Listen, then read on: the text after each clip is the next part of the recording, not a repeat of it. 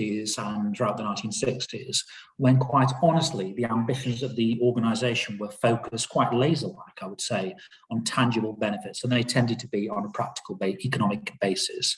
Now, this, of course, is underpinned by the conceptual framework of neo-functionalism and the concept, which I think is a rather interesting one, of spillover. Now, with the benefit of hindsight, I think it provided a blueprint for further European integration. And I would also say that the EU has always been successful when it has been fundamentally pragmatic. So it's been at its most successful when it's focused on winning over, say, the hearts and minds of its citizens. However, what makes it less successful is when there's the tendency amongst its major players to overreach. Now, as with all institutions, if you look at empires, there's always the problem of the capability expectations gap. I came of age politically during the 1990s, and what was very clear is when we were faced with the Yugoslav wars, we being Europeans, it was a European problem, required a European solution, and that was exposed as ridiculously empty rhetoric. And it really, we needed the Americans to come and help us. Yes, exactly.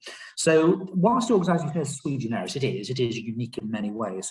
It shouldn't be no surprise that it's the subject of the same laws of politics as any major institution. And I think a great book here is The Rise and Fall of Great Powers by Paul Kennedy.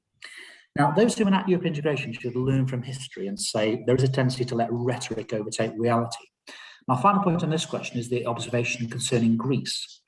Now, the Greek economy was allowed into the Eurozone, the convergence criteria, because the European institutions said we're going to count the informal economy, and that was proved to be an absolute disaster. And that's a classic example of rhetoric overtaking reality. I think the EU has ruled the day ever since, quite frankly. Exactly. It is believed that